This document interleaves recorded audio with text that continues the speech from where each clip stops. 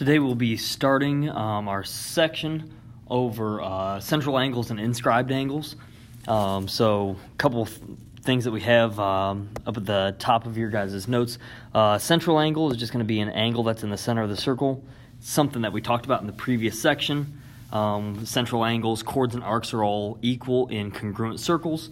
So a central angle, an example in this picture is angle COE right there. That angle is a central angle because the vertex is in the center of the circle.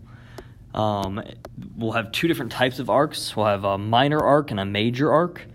Minor arc is going to be smaller than 180. We can just name it with two letters. So again, an arc, if I wanted to name arc AC, that would be arc AC. We would name it as AC with an arch above it. And then if I wanted to name arc CE, could name CE, and again, that would talk about this arc right there that I just highlighted in yellow. So with the major arcs then, major arcs will be greater than 180 degrees. So the reason you have to name it with three letters because you have to tell the direction that you're going. So if I wanted to name this arc going from A the long way around to C, is I could either call it arc ADC, or I could call it arc AEC. The same thing with semicircles. Again, semicircle, just half of a circle. I have to tell it with a direction because I have to tell whether I want to go, if I'm going from A to E, that would be arc or semicircle ADE. Or I could name it going the other way around. I could name it arc ACE.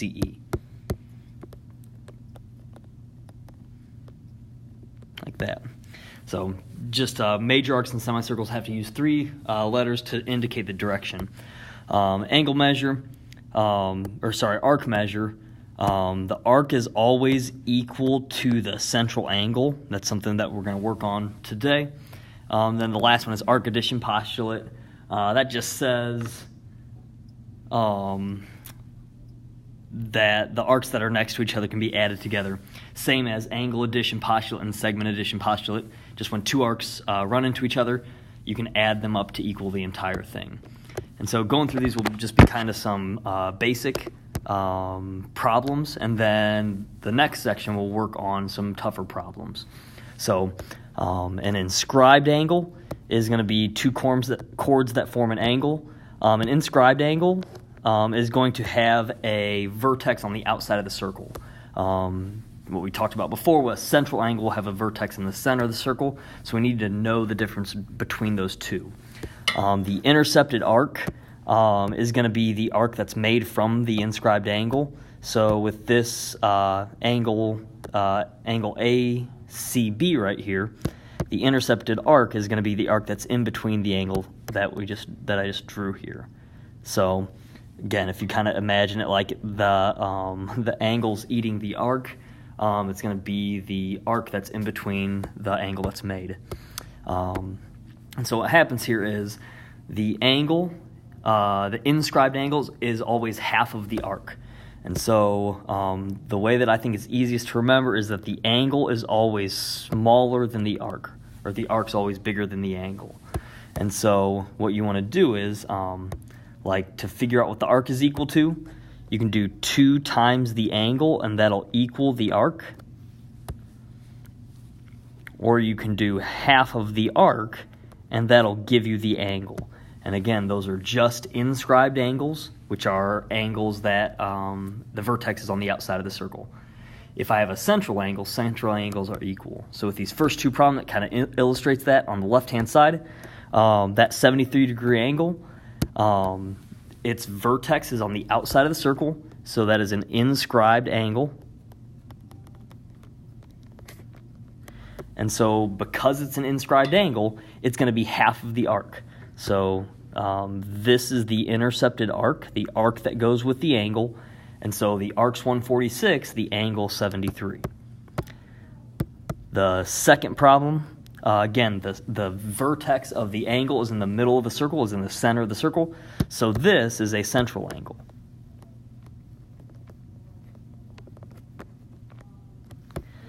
And so with central angles, the angle is equal to the arc.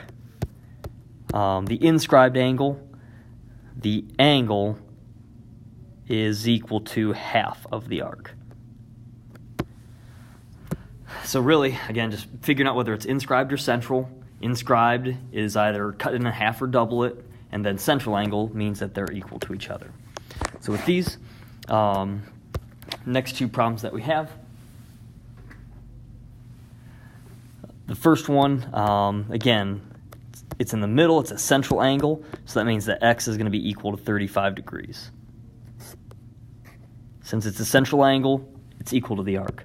With this one, this is an inscribed angle because the vertex is on the outside of the circle. This is the intercepted arc. And so again, to get the angle, I'm going to cut the arc in half. So x is going to be equal to 22.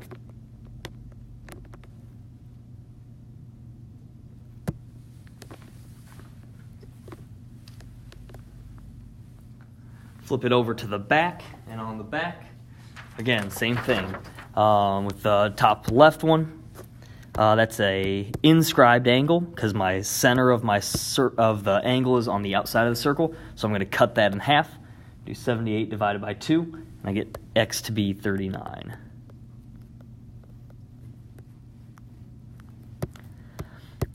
This one, again, it's a central angle because the angle happens in the center of the circle. And so I'm going to take that 113, and it's going to be the same. Central angles equal inscribed angles half. With the next two problems, what we should see is that I'm given the central angle. So if the central angle is 86, I should be able to figure out what the arc is equal to. So the arc is also going to be equal to 86 because central angles and the arcs are equal to each other. And then to work backwards and find out what x is equal to, this angle x right here is an inscribed angle, so I'm going to take the 86, which again is the arc that goes with that angle right there, and cut it in half to get 43. The next one, same thing. This time, my 75-degree angle is an inscribed angle. And so the arc that goes with that 75-degree angle is the one I just highlighted in green. And so again, I'm going to, for this one, since 75 is the angle, I'm going to double 75 to get the arc. So that'll give me 150 here. And so I know that x is a central angle because the angle happens at the center of the circle, so x has to be 150.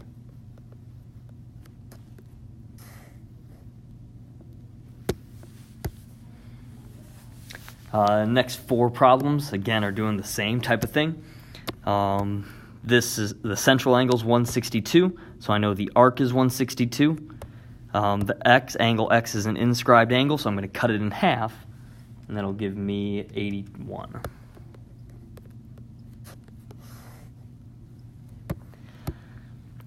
Next one, same thing. 51 is an inscribed angle, so I'm going to double it to get the arc. So this arc is going to be 102.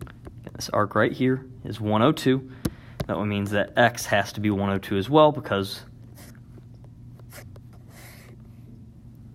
x is a central angle.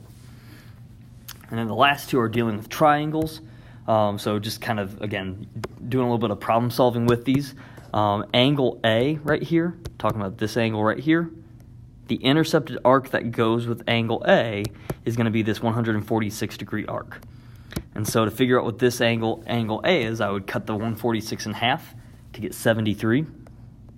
Oops, do a different color. So 73. And then again, this is a triangle right here, and so I know that they have to add up to equal 180. So I can go 87 plus 73 plus x equals 180. So 180 minus 73 minus 87. So 87 plus 73 plus x equals 180. And so x is equal to 20. Same thing with the next one.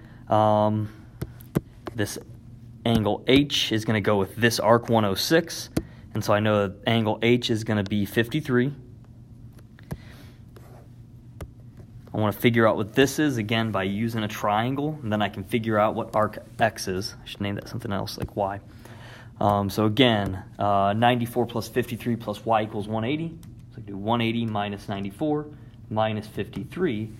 So I get Y is equal to 33, which would mean that, again, this angle Y is an inscribed angle. So it's going to go with the arc that I just highlighted in yellow. To go from the angle to the arc, I'll double it. So times 2 to get X is equal to 66.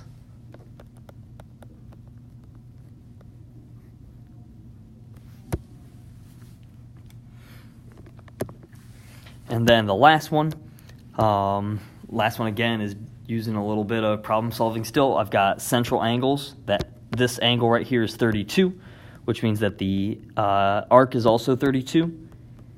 This central angle is 58 because the arc that goes with it is 58. And then here we've got a diameter right there. And so with diameters, I know that that's half a circle. So its diameters are 180 degrees. So if this arc right here is 58, I know that the entire semicircle, CDA, is going to be 180. So I can do 180 minus 58 to get this arc is going to be 122. Which means that the central angle is also going to be 122. Again, same thing with this semicircle CBA. That whole thing is 180. I know that this piece right here is 32, and so I can go 180 minus 32, and that gives me 148.